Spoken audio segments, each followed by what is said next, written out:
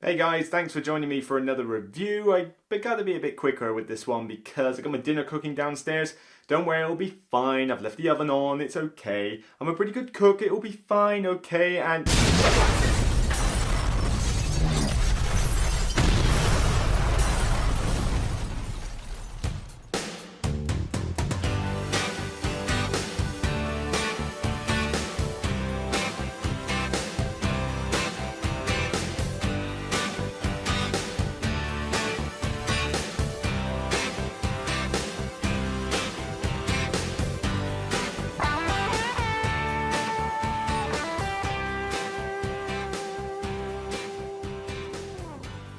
Hi everyone, welcome to another Broken Meeple review, and this game has been an interesting one for me to try out, because if you have been paying attention to my top 100, or following the blog since its start, back say 3 to 4 years ago now, then you'll know that there is a certain cooperative game that I hold very dear to my heart, and that is the ever popular, God, it's a bit heavier than it used to be, Flashpoint Fire Rescue. Now, Flashpoint Fire Rescue was my first ever review. It is a co-op game I have had in my collection since I reviewed it, and I still love it to bits.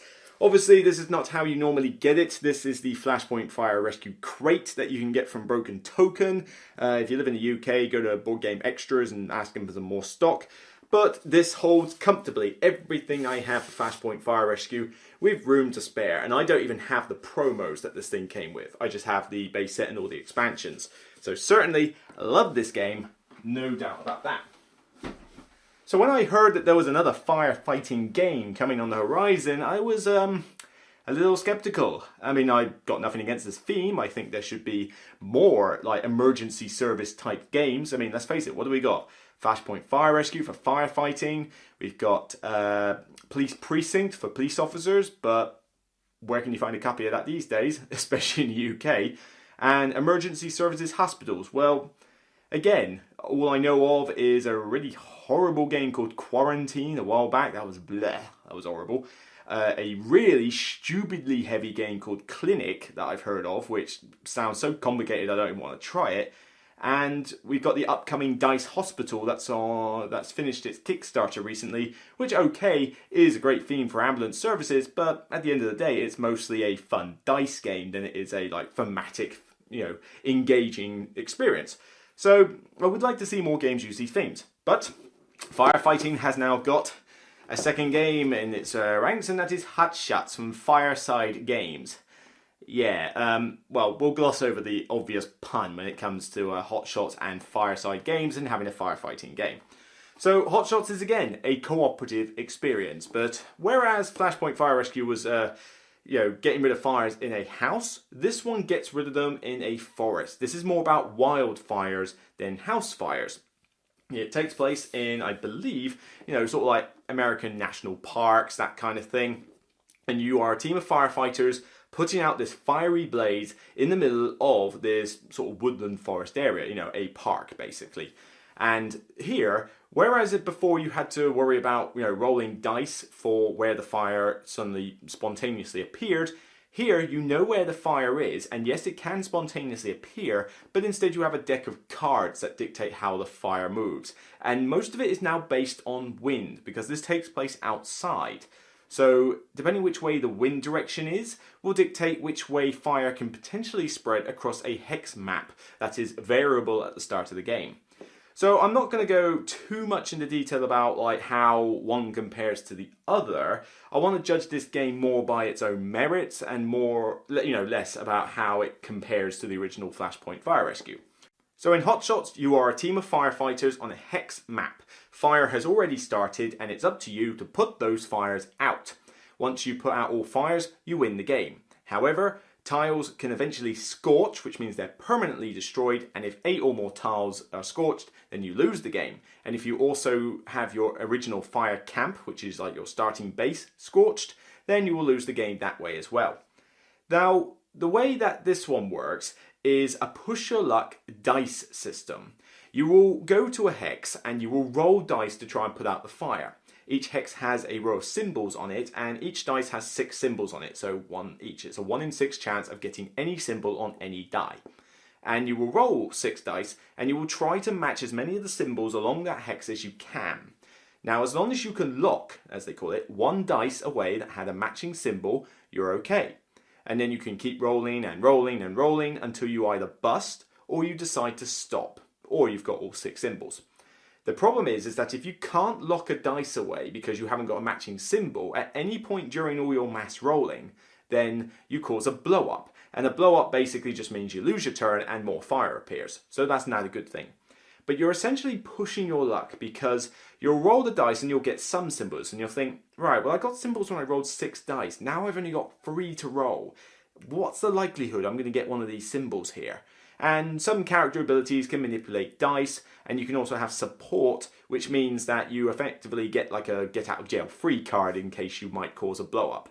Of course, support comes from either being near a lake, a big body of water, or having your teammates with you. So if you combine together to put out a fire, it's a lot easier than if you try to do it, when you're all spread out. Of course, you concentrate all together in one spot, then when the fire spreads elsewhere, it takes you ages to get across the map, because you can only move so far. In addition to this, you also have a few vehicles at your disposal, which are one-off, like bonus uses that enable you to put out fires or lay out fire breaks, which are kind of like almost like ditches, like they're basically blockades for fire. And you'll be doing this throughout the game. Put out a fire, lay a fire break. You'll try to funnel the fire into like closed off areas or divert it away from potential like your fire camp, for example. And at the end of each turn, you'll flip over a fire card that basically says how the fire acts. So certain tiles will get more fire, a new one might get fire, the wind direction changes, the breeze picks up, that kind of thing. So how does it all play out? Quite fun, actually. A big benefit of this game is its simplicity. The rulebook is very straightforward. Everything's laid out. There's no ambiguity with anything that is apparent in this game. You can easily be done and dusted within about an hour, and that includes teaching the game. It's a very short game. Quick, easy, accessible gateway game for any age, be it kids, families, veteran gamers, the works. Although perhaps, the die-hard Euro gamers probably will find this a little bit too light, but it would make an interesting filler for those people as well. However, you have to get used to the fact that this is a very swingy game. The dice mechanic is good, I like it, you roll the dice and you push your luck. But it can swing this game quite wildly at times. And, granted, fire can be like that. But with this, I have had games where I have just been completely hosed because we just could not roll the symbols we wanted, or we just got unlucky blow-ups, or the fire deck decided, the wind has picked up and you're all over the place. But then I've also had games where it was an absolute cakewalk because the wind would blow the fire off the map, at which point it doesn't do anything, and we just happen to be rolling lucky. So if you thought that, I hate to go back to it, but Flashpoint Fire Rescue, if you thought that was random, this one is a step up. This one definitely has more randomness and more chaos than the original Flashpoint Fire Rescue did. But that's what makes it lighter, because this one is definitely easier to set up, get going, and get played. So if you're happy with that and you just want something light for the family, this one will work for you quite well. Component quality wise, you're actually fairly good at most part. The artwork is decent, it's colourful, it's striking on the table, the tiles are decent, but the cards themselves, I have to admit, are pretty flimsy. I mean, you might want to sleeve these unless you just think, it's a cheap game, I'm not too fussed. But yeah, I would have liked maybe some better quality card stock. They are quite bendy, so I consider sleeves or just live and hope and just try not to mistreat the cards. But the artwork's cool, the standees are nice enough, and the dice are decent. They're 6 standard size white dice with colourful symbols on them, so they are custom dice at the end of the day. Nothing amazing, but certainly decent enough quality for as cheap a game as Hotshots is. I mean, you can find it at a pretty low price point, so it's not going to break your bank much. The theme in Hotshots is respected pretty well. I'm not saying this one is dripping with theme here, but they go into detail in the rulebook about what each of the symbols mean. So when you look at something and think it's just an axe, it tells you it's actually a Pulaski, I think it's called, which is like an axe with a spade bit on the other side, and it tells you the history of how exactly this came about, who named it. So they've respected the original theme that it's based on. And during the game, the way that the fire blows across the map based on, wind effects is also pretty thematic as well. The wind picks up, suddenly fire breaks are not enough to stop the rampaging fire from blowing off onto other tiles. And from this you get a really good tactical feel in this game, because the tiles have a scorch value on each, and some are higher and lower than others. So you've got to watch those tiles that will scorch easily, because when they do, the fire will continue spreading. But you can also use that to your advantage. I've had games where I have deliberately let a couple of tiles scorch near the end so that the fire can't progress, because the fire can't go through scorched tiles. So as long as you don't hit that point of 8 tiles, you can actually perform some sneaky little tactics here where you use the wind direction to your advantage, or you use the fact that you've put up enough fire breaks with some scorched tiles in between to funnel the fire into such an extent that if they scorch, it's not a problem. Of course, you are gambling that the wind doesn't pick up to such an extent that the fire breaks become redundant at that stage. So I like the fact that you can play around with the theme a little bit to your advantage. It certainly does respect it, and not super strong oozing, but enough to really promote the fact that this is a firefighting game and not some weird version of Pandemic or something.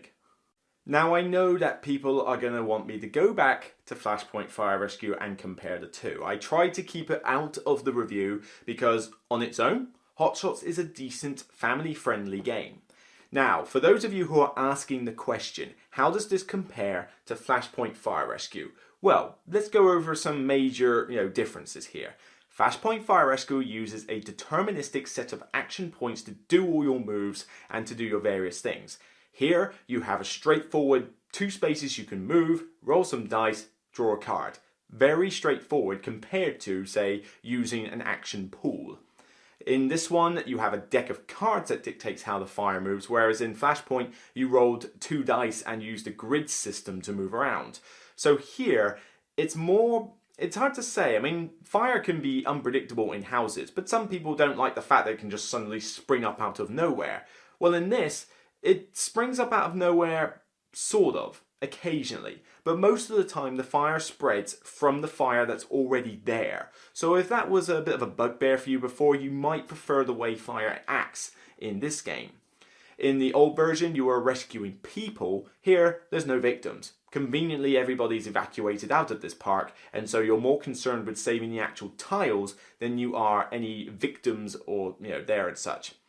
The abilities on these characters aren't quite as varied as the ones before. I mean, you've got one here that's basically a copy of the fire captain. You've got another one that's pretty good at tweaking the fire deck, but not to a great extent. And 2 of them are literally just the same thing, except they can exchange one symbol for another. So the abilities are nothing, fantastic, but they're all useful and you want to use them, particularly if you've got all 4 of you, for example. If you've got less players, then you're going to have to make do with what abilities you have. But certainly Flashpoint by now has got a ton of variety, a ton of abilities, and a ton of maps to its advantage, of course, if you're willing to spend the money. Here, this is cheap, cheerful, and there's still a bit of variety with the maps because of the hex layout. The book actually gives you some layouts based on real-life parks, so you don't have to have just the sort of circular hexagonal map. You can have like a big long wavy one, you can have all sorts of weird and wonderful designs which do impact on how the game plays. For example, you're trying to get across a circular map, it's a lot easier than say if the map went around, a massive long one. Try to get from one end to the other, it's a bit more tricky. I don't know why they kind of based them on actual parks though. I mean, when you look in the rulebook and see, this is the Yellowstone National Park map. But it looks like something out of Blockbusters, it's not like it really looks like Yellowstone National Park. So I don't know why they bothered calling them after actual parks. I would have just been happy if they just simply said, you know what, use this layout, but you could pretty much set it up how you like, really. It's a bit like Snowtails in that respect, where it gives you some layouts for the map, but pretty much you could just shuffle up these hexes and dish them out randomly in any way, shape or form, and it would be a pretty valid park. I think you can't leave gaps though. So you can't have like a void in the middle of the map. You've got to have some hexes. But yeah, there's enough variety to keep this one going. My only thing is that I'm not sure if this one is great for repeated plays if you're going to go like nuts over it. I think every now and again this is a good one to bring out with the family and enjoy a light co-op. But me personally, I get more of a kick out of Flashpoint Fire Rescue than I do this one. But then that one is a little bit more complex and, you know, has the advantage of a lot more variation now. And I sort of prefer using the action pool system to a push-a-luck dice mechanic. That's just me personally. For you out there though, take whichever one you like. You've got the slightly more complex Flashpoint Fire Rescue, or you've got this very simple Hotshots. Both are decent games. Granted, I like Flashpoint more than I like this one. Not to say I don't like this though. This was good fun to play, and I think it's a good recommendation for a gateway firefighting game. Even easier to teach and get to the table than the original Flashpoint was. So consider that if you're looking for such a game. So that's it for me on Hotshots.